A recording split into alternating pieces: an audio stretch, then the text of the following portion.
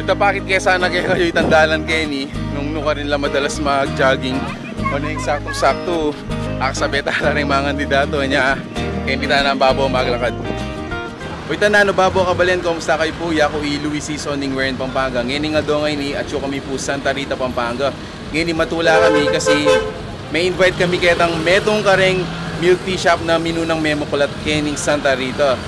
And then later on, munta kami kasi ketang sikat na puntahan kay ni Santa Rita. Apining aman wandang Santa Rita Eco Park. So bayo ito, lawin tala pa mo retang milk tea. Da kening I love milk tea. Subukan tala po kay dalang tala ketang Eco Park. Tara!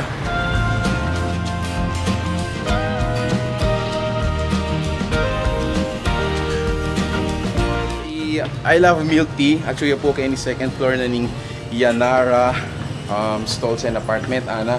Kening Giosoco Street, Santa Rita, Pampanga. Tara, longtam.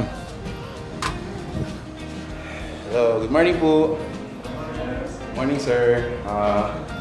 Try nila po rin kaya kayong milk tea. Okay, nala po rin bestseller, sir.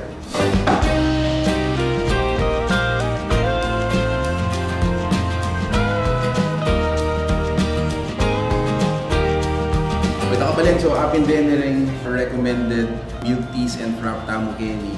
Interestingly, ngayon kay pamo po dito meaning rock salt cheese winter melon. It's a highly recommended drink niya po Kenny. I love milk tea. So, excited kung takman niya. Pansinan niya, initang winter melon tea kaya but apin initang rock salt cheese.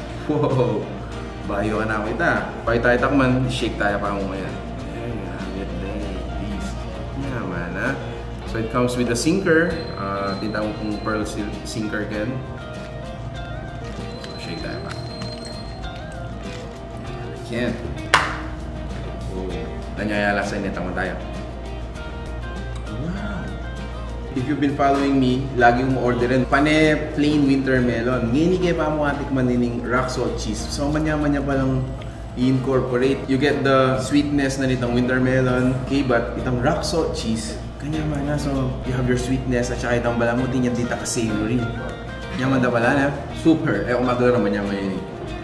And then, right after that, of course, you have your regular winter melon. So, since yung buriko, dinina daw akong sampler din din. But we're gonna leave that here. Buriko po nga balo yun na pagtindala mo ng palang frap Kenny. So, this is the Java chip frap.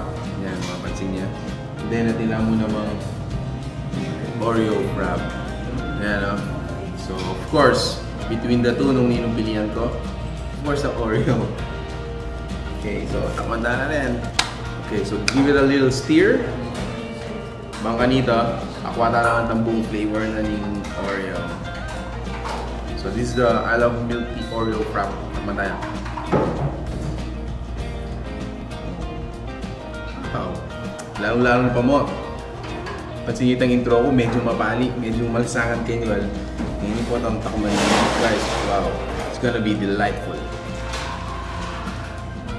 O ito, so matula kami muna man kasi ikaming kretang munang taong makatakman. Kretang malt series na. So in the next few weeks, mag-start na lang pong mag-produce ka rin. Atin lang pong winter malt milk tea, atin lang choco malt milk tea, at saka itang matcha malt milk tea. So itang matcha, amin po ini. There you go. Yan. So for all of you who are matcha lovers, experience tayo po itang ating infused na ning malt. Ayan o. Pagsinan nyo din yung malt yung babang. So, kumanta lang. Let's give it a quick stir. Let's taste it. Wow. Alright. Matcha malt milk tea.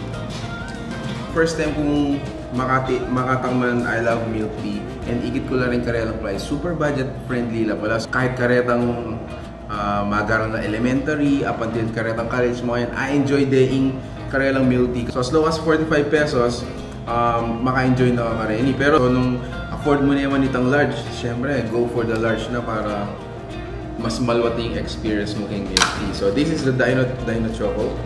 Mataya mo rin. Wow! Super choco.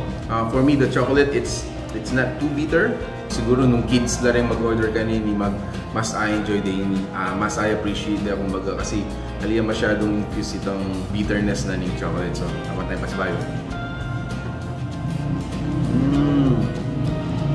Wow! Ito again, magpasalamat kami kay I Love Milktea Santa Rita for inviting us. Actually, dalantala rin munta tamo kita sa bendang Eco Park kay Santa Rita. So may itong yung dadayuan na lugar kay nito, usually ring magbike, then magjog, kaya ring magwalk. We want to give you a glimpse of that place kay Santa Rita pag marugulay po ni Santa Rita ito. And then dalantala rin Milktea. So I Love Milktea is located at Ianara building. Chuya po kayo ni second floor, Santa Rita. Malapit siya mo po kayo ng highway po kayo ng Palengke. So make sure to check them out if you are craving for that Milktea. This is one of the first Milktea shop na big open kayo ni Santa Rita. I Love Milktea. So the next clip, we're gonna see you at the Eco Park.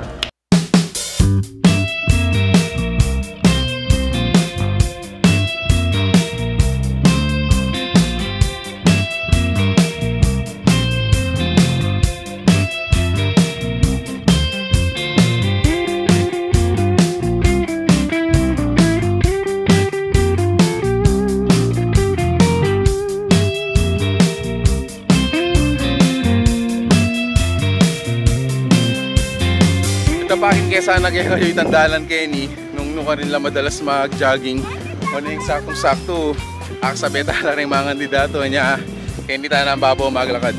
Ito kabalin, thanks for joining us. If you do like this video, please share it with your friends.